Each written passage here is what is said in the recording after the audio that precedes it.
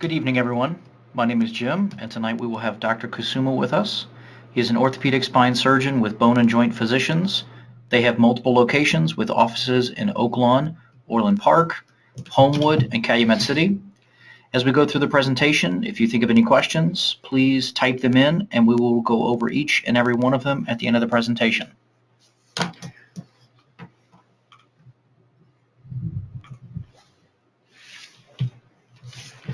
Hi, this is Dr. Kusuma. Today we'll be talking about spine health and most specifically about back pain. Like Jim had said, I'm one of the orthopedic spine surgeons at Bone and Joint Physicians. So the goals of today's talk is mainly what is wrong and how can I get better? And then also what should I expect from the doctor? My talk may be technical at times, but I'm really trying to get to the heart of the first two questions and a little bit of the third question as well. There will be a Q&A at the end of the talk, and I'll be happy to tell you the kinds of questions that you should ask your doctor if you can't remember all of the technical details of this presentation. So to get to the goals of what is wrong and how can I get better, first we'll talk about the anatomy of the spine. We'll also talk about the causes of low back pain. We're going to describe mainly technical causes of back pain and treatment plans. It's not going to be an exhaustive list of all the possible causes. Mainly, I want to arm you with knowledge so you can get better no matter what doctor's office you visit.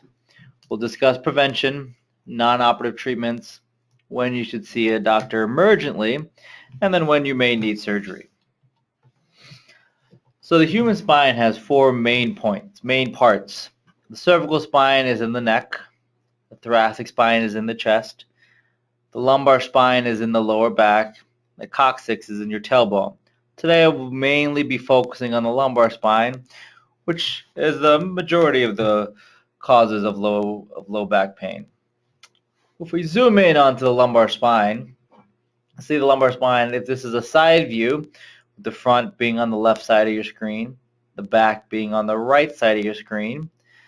These blocks that you see here, these are your vertebral bodies. They're the bones and they're sort of the structure that holds your spine up. These discs are a jelly-like shock absorber that allow your bones to take the pounding of everyday activities. Behind the vertebral body, you have the spinal cord. It's this thick yellow structure with nerves or spinal nerves that come out in between each of the bodies, as you can see actually right behind this disc. The very back of the spine, there's a joint that connects the top body to the next body, and then spinous processes that extend out to allow your muscles to connect to your back. If you take a cross section in this picture, your patient's lying on their back. This is the back down at the bottom, the front's up top. This is your intervertebral disc. It's a jelly-like substance with a strong outer core. So the jelly-like is the nucleus pulposus, that's the central part of the disc, and the thick outer core layer keeps the disc in place. Back here you can see the spinal cord with the nerve roots coming out on either end. You can also see that it has a lot of blood vessels behind and in front of the spinal cord. It's also surrounded by fat to provide some cushioning. And then you have the joints in the back to allow for motion of the spine.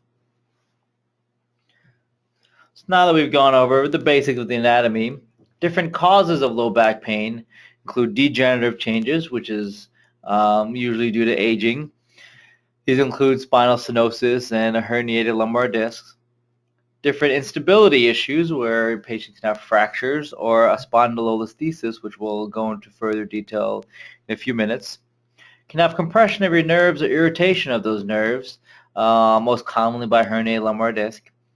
Then you can also have other issues that your physician should make sure about, such as organic causes, which include a tumor or infection.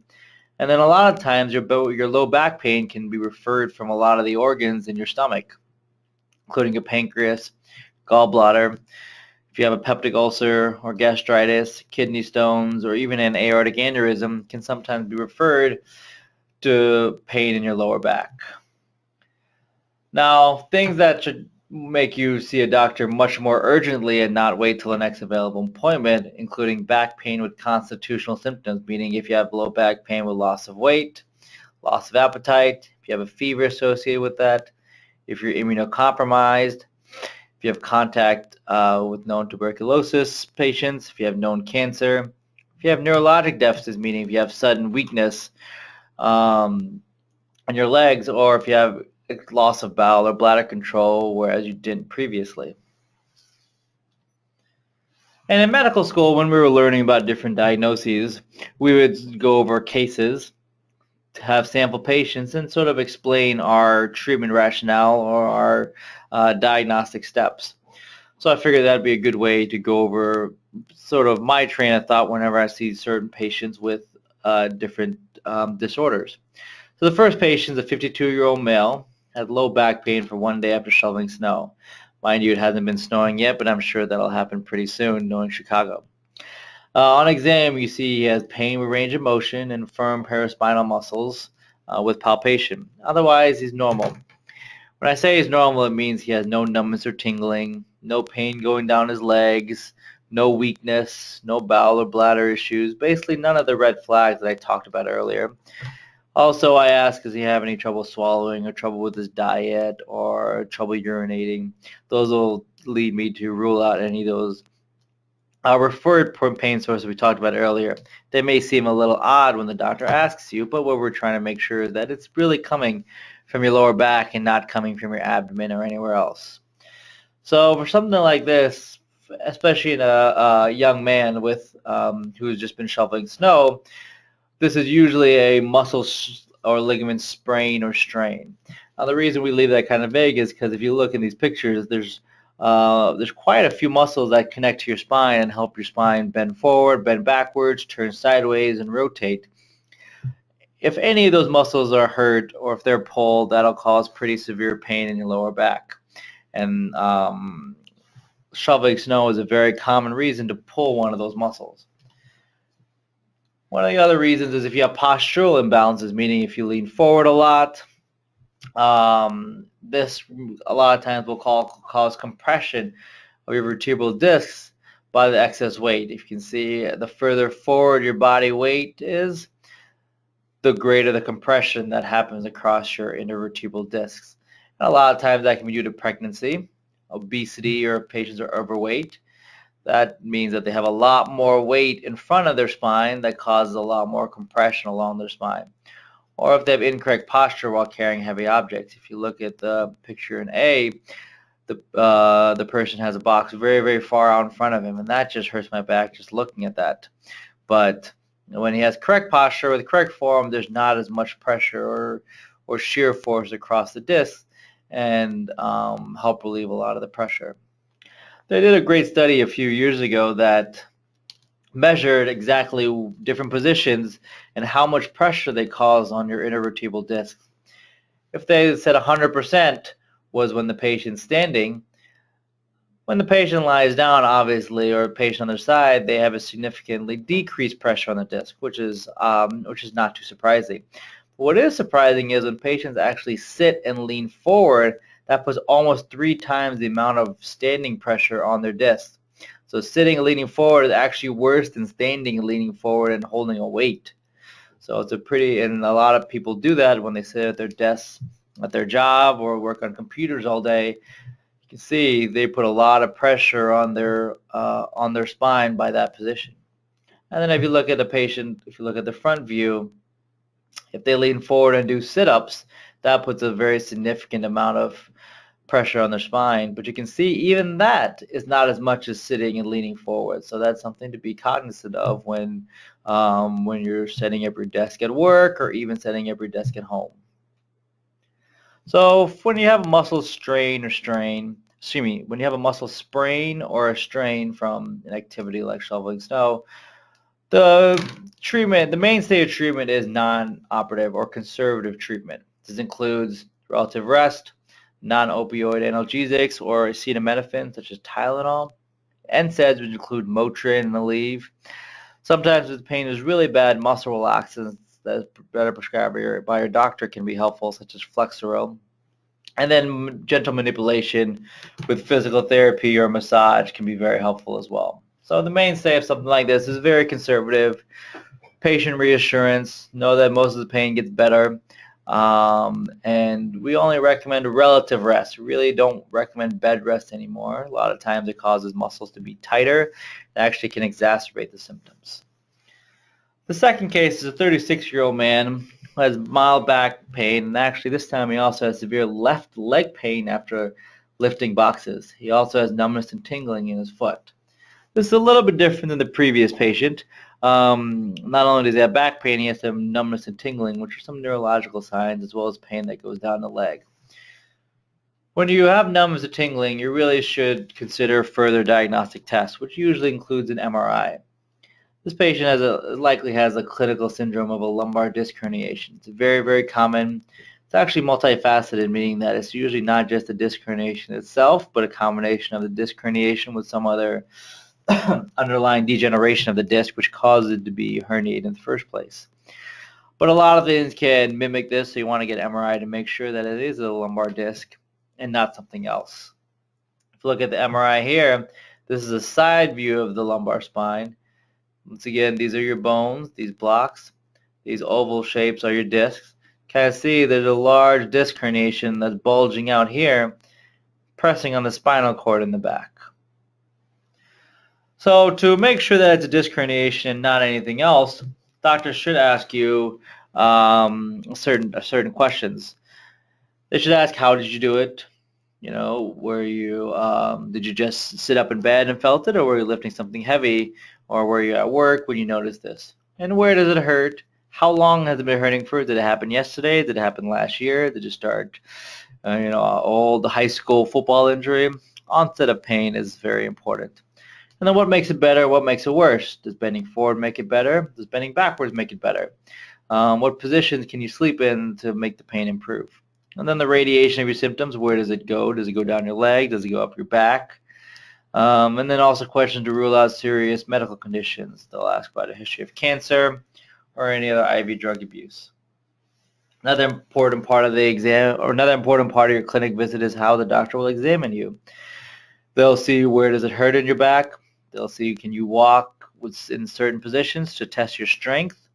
They'll also test different areas of your leg to make sure that the sensation is only on certain parts, and that the rest of your leg has normal sensation. They'll also do certain specialized tests, including your reflexes and certain straight leg raise tests that further narrow the diagnosis to a true lumbar disc herniation. Usually patients have pain that starts in the back and goes down their leg in a dermatomal distribution, meaning it goes in the certain distribution of a specific nerve. That's either on the outside of the leg or in the inside of the leg or along the back of the leg. Not down the entire leg, but down one specific portion. Usually when I walk in the room, patients will be pacing up and down, would rather stand than sitting. So a lot of times when they sit, as you can see from that previous chart that demonstrated how much pressure you put, sitting can further aggravate the symptoms. Now, very, very rarely, sometimes the disc herniation can be so large that it presses the entire spinal canal. See here, that disc is bulging out so large, it's pinching the entire spinal cord. What happens then is that's something that's called cauda equina syndrome. In that case, you have bowel and bladder difficulties, meaning you have trouble using the bathroom. You have numbness in your perianal region, which is called saddle anesthesia, because when you sit on a saddle, those are all the parts that you can't feel. And then you also have severe lower extremity motor and sensory deficits, meaning you have weakness, you have numbness, you have tingling in your legs. It's very uncommon, but it's something that must be recognized promptly. Usually you have difficulty urination, and often you have impotence as well. Something like this should be seen in the emergency department and will likely send you to surgery within the next 24 hours. But usually when patients see me, I do a focal neurologic exam because it's something not as severe. Different nerve roots have different reflexes, have different motor and sensory functions, and so we can test those to narrow down which nerve roots are actually affected. We look at radiology, we get an x-ray because it's very easy to get in clinic. It can make sure there's no fractures and give us a general idea of the overall alignment of the spine. The mainstay to diagnose a lumbar disc herniation is usually a good quality MRI. If you look at this MRI, this is a side view of the spine. These blocks are the bones. these oval shape, are the normal discs. Kind of see here one disc that's pooching out is the herniated disc. When I describe a disc herniation to most patients, I usually like to use the analogy of a jelly donut. When you have a jelly donut, you have a thick outer core and a jelly inside. What happens with a herniated disc is you squeeze that jelly donut and the jelly pops out. And that jelly is popping out back into the spinal canal and pinching on that nerve. And so what do we do for that piece of jelly that's causing the problem? So your body is actively trying to treat it on its own. And so we just need to give your body, sometimes we just need to give your body time to treat it on its own, but try to manage your pain while your body is fixing it.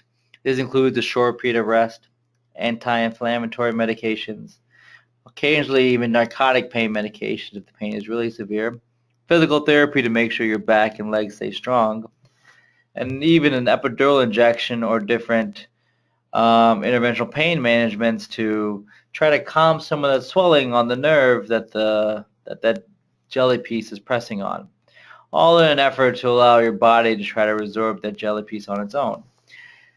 Now, now this should be tried for at least a couple of months.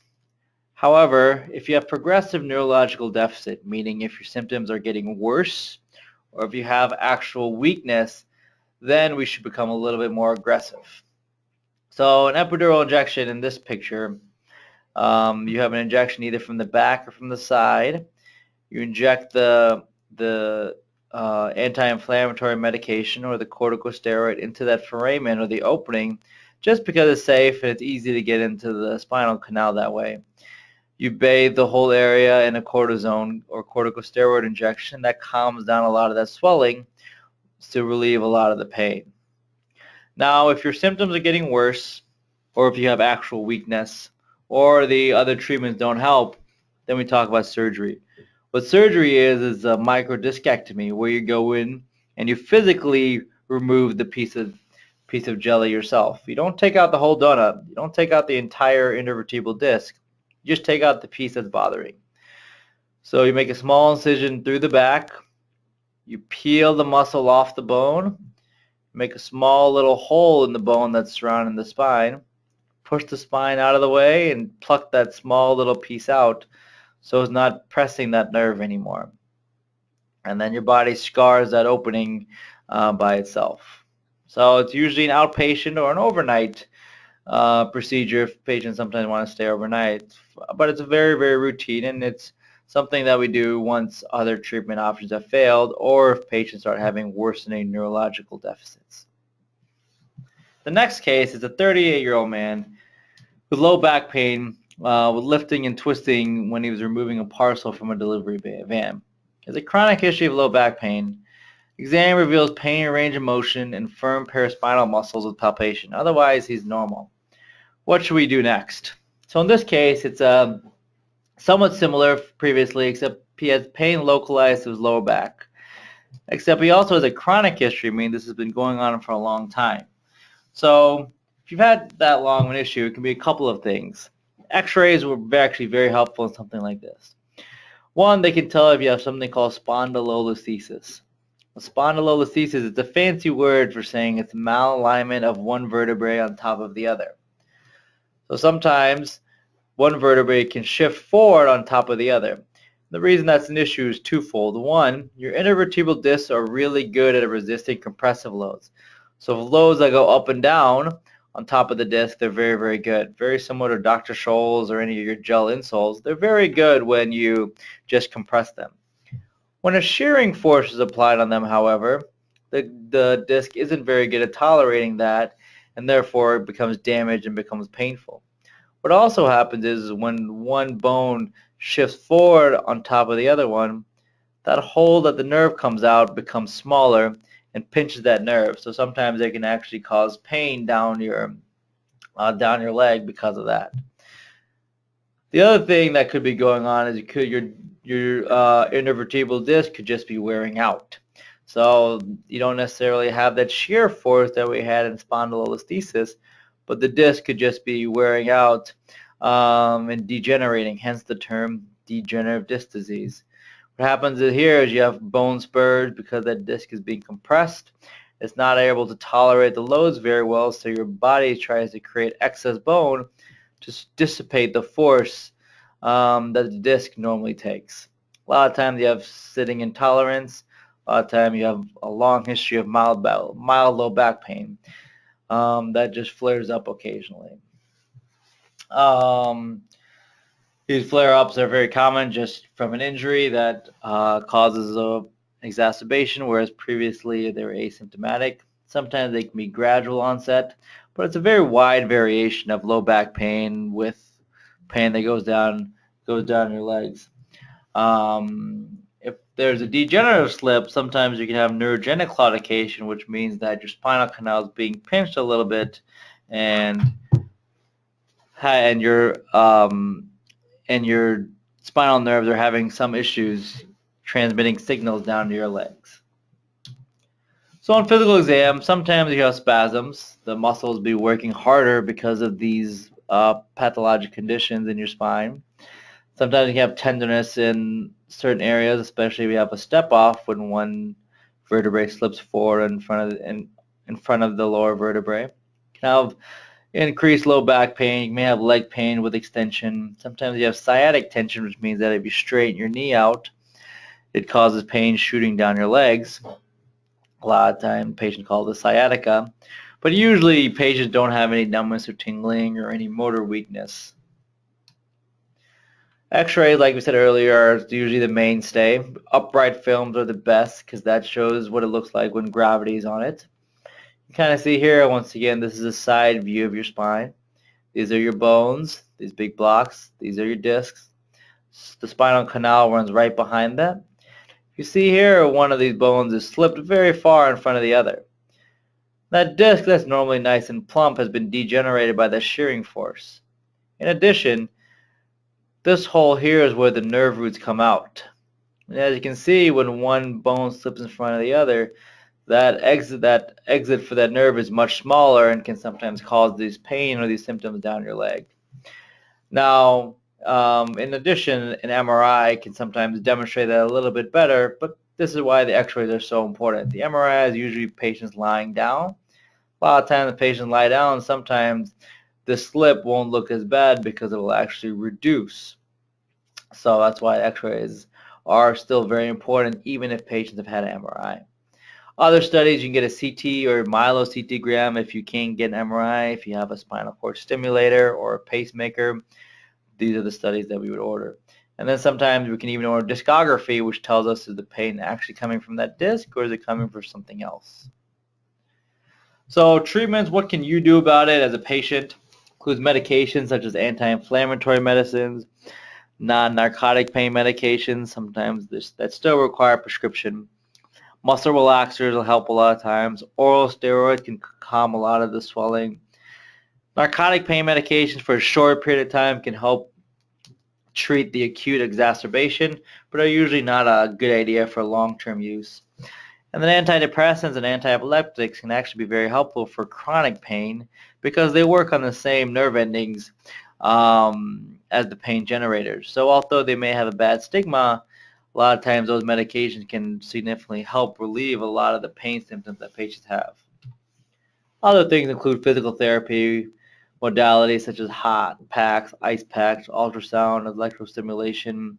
Very common question I get is, what's better, hot or ice? The jury's still out on it. The idea between a hot pack is it relieves a lot of the tension in your back. Very similar to warming up before you exercise. The hot pack just does that physically. Ice packs, the idea behind that is it calms down a lot of the swelling. So usually what I would recommend is use hot packs before you do an activity or throughout the day to loosen up your muscles so you don't injure them or pull them any further. And then use an ice pack afterwards to calm some of the swelling or calm down some of the spasming. Other physical therapy includes range of motion, stretching, posture retraining, core strengthening, aerobic retraining, traction or VAX-D, which is very unique at bone and joint that we have. It's a modality to apply a very specific traction to your lumbar spine to stretch out your lower back and try to relieve some of the pressure on those intervertebral discs. Other treatments include chiropractor, massage, inversion table, acupuncture, yoga, tai chi, different back and neck braces as well. Now, the conservative treatment includes these flexion-based exercises, core strengthening, and then epidural steroid injections if those don't work. Now, I also include interventional pain management because sometimes you can get facet blocks, you can get and different types of injections in a goal to help relieve you of some of your pain. Now, when all those have failed, then we talk about surgical treatment. Surgical treatment for spondylolisthesis or discogenic disc disease would be a fusion. The reason it's a fusion is because the pathology is one shifting in front of the other. So the only way to fix that is to bring that back in place and lock that bone back in place to where it should be. So you put screws above it, screws below it, and a rod to sort of connect that back together and to realign the bones back to where they should be. The next case is a 52-year-old female with mild back pain, but mainly significant leg pain when she walks. She states she's unable to walk as far as she used to because the legs are cramping. Now she feels better when she leans on a shopping cart and says that she can actually walk to the grocery store fairly far, but without a shopping cart or a walker, she has significant decreased ability to walk long distances. On exam, I don't find anything too significant. Usually these patients don't have any nerve deficits or numbness or tingling or any weakness. So what should we do next? A patient with this type of history is very indicative of spinal stenosis. What spinal stenosis is the area where your spinal canal is pinched and your spinal nerves have less room to work. This usually manifests in varying combination of low back pain and radicular symptoms or neurogenic claudication. Neurogenic claudication is that feeling of your legs cramping when you try to walk long distances. Usually you have increasing pain with extension. It means that when you lean forward, but a lot of times the rest of your neurological exam is fairly normal. On x-rays, usually you don't see too much. You want to make sure there's no spondylolisthesis or disc degeneration, which is why plain films are useful. The MRI will really show you the spinal stenosis or this compression of your spinal canal. If you look on this side view of the spine again, once again, these blocks are your bones. These oval shapes are your discs. Back here is your spinal canal. Up here where it's highlighted in green, that's what your spinal canal should look like normally. That's how much space you should have so that signals can travel down your nerves very readily. Look down here, you can see it's very, very pinched, and there's not a lot of space for your nerves to transmit signals and transmit information. If you look at a cross section, meaning you take a slice out of here and transpose it with your back at the bottom of this image and your front at the top of the image, your spinal canal here should be a nice big circle. And here it's so pinched it's almost like a triangle or almost shaped like a T because how severe the pinching is. Now the pinching comes from a couple things. One, have a little bit of disc degeneration here and bulging out.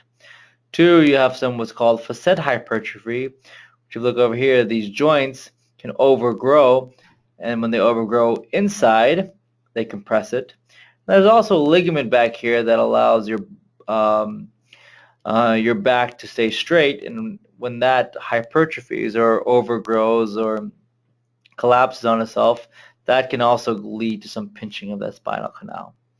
Now once again, if you can't get an MRI because of a pacemaker or spinal cord stimulator or previous surgeries, then we'd recommend a CT or myelocetogram, which is another study where they inject dye into your spinal canal and get a CT following that.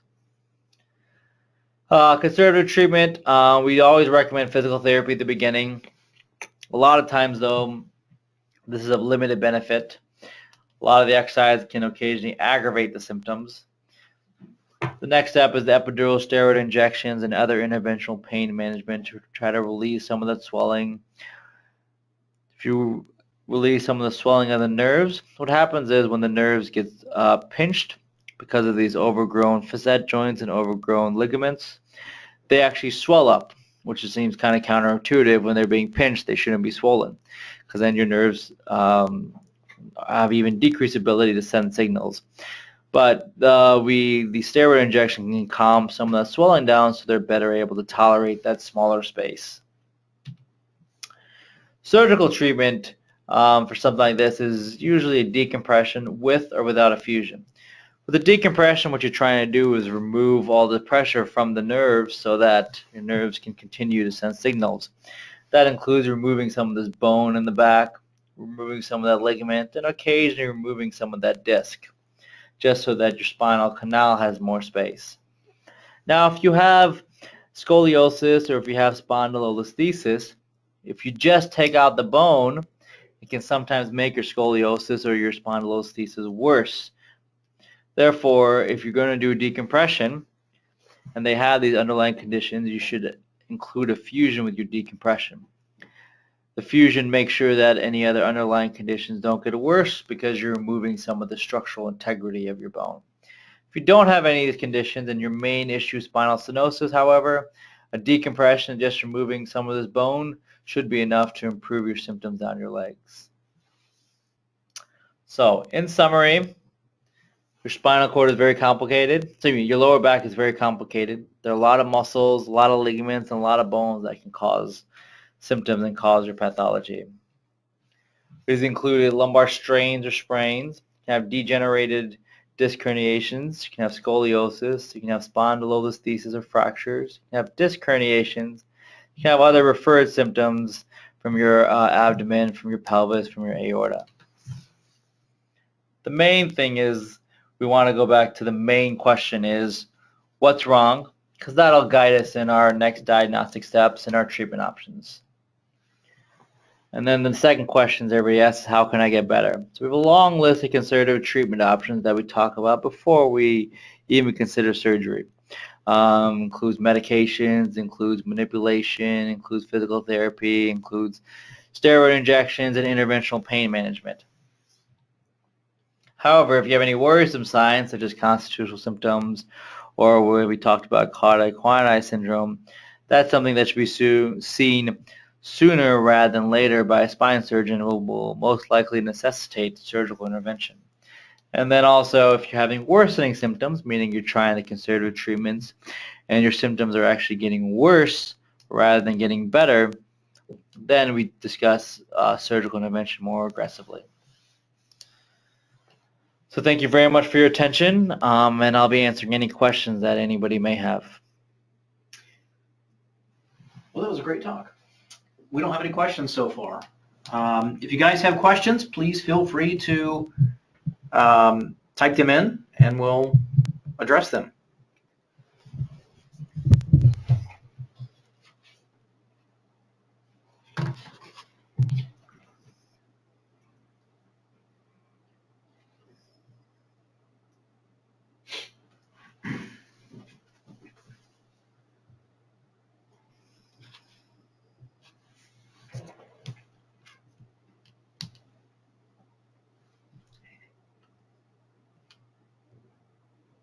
Nothing so far.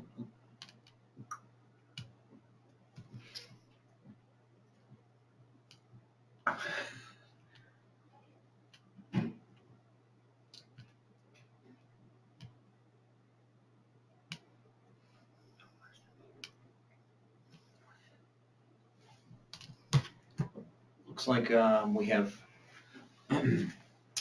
one question that just came in. What are some causes and treatment of pain primarily in the upper back? This is from a female. So in the upper back is a little bit less mobile than the lower back. The upper back is mainly the thoracic spine. The thoracic spine is actually connected to your sternum by your ribs, and so it's a much more fixed structure.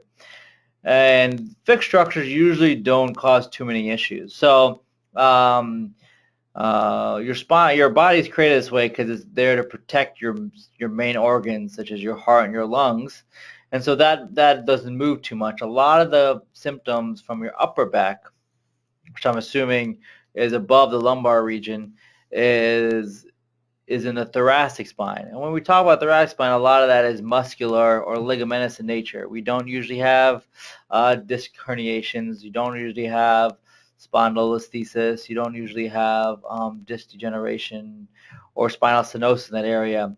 The majority of pathology in the thoracic spine is muscular in nature, which is good and bad. It's good because it's such a solid structure, a lot of things don't go bad. The downside is there's not a lot that we can do surgically. The mainstay for thoracic spine issues is physical therapy to strengthen your muscles, strengthen those ligaments, and keep them loose and strong to try to minimize your pain. Those are sort of the mainstays. Now, occasionally there are some issues in the bones and the spinal cord and spinal canal, which we do want to rule out, but the majority of times pain in the upper back is muscular in nature and is best treated with extensive physical therapy and strengthening and loosening of that area. Thank you. Next question. Is it possible for a disc herniation to resolve on its own?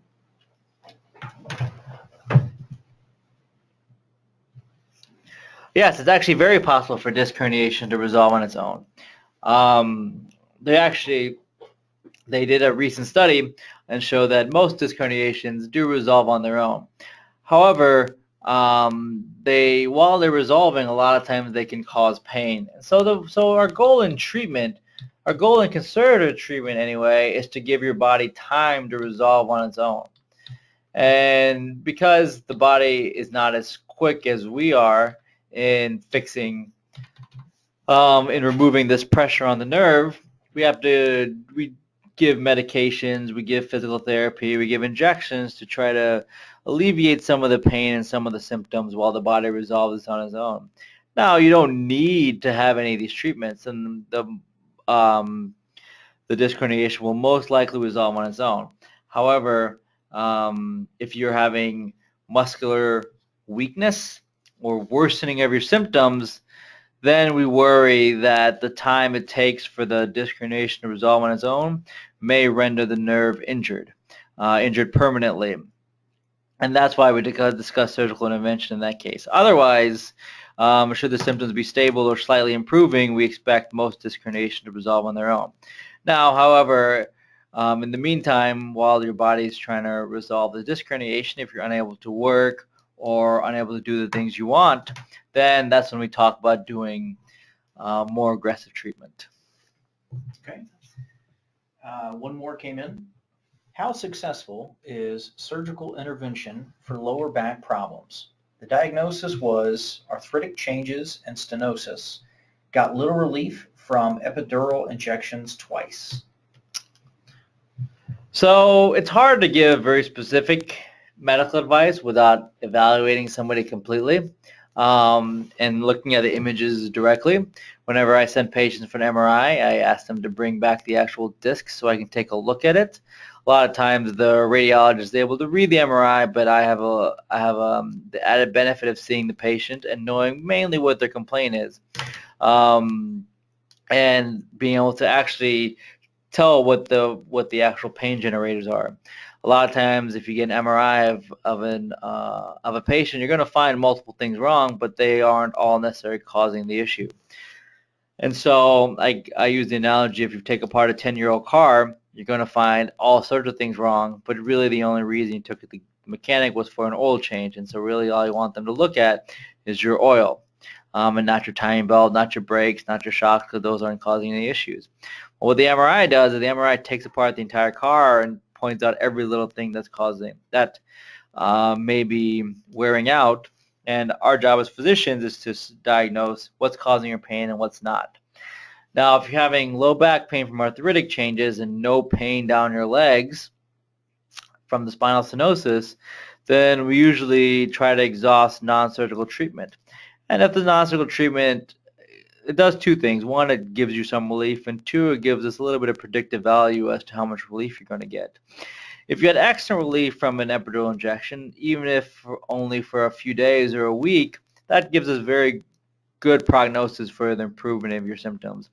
If you had absolutely no relief, not even after the initial lidocaine injection, not even for a day or two, then the prognosis is not as good. It's not zero, but we try to exhaust other options before we talk about surgery. So if you had even a little bit of relief from an epidural injection, the prognosis for surgical intervention and relief of your pain from surgical intervention is actually very good. Okay. Well, if there's no other questions, we'll go ahead and wrap it up. Thank you, everyone, for joining us. And we tend to do these about once a month. I'm sorry. Before we sign off, we have one final question. If you sit at a computer working for the entire day, what exercises or steps can you take when you are finished for the day? So if you're stuck at a computer all day, as you can see, that puts a pretty significant amount of pressure on your spine, almost twice as much as if you're just standing up and working at your desk.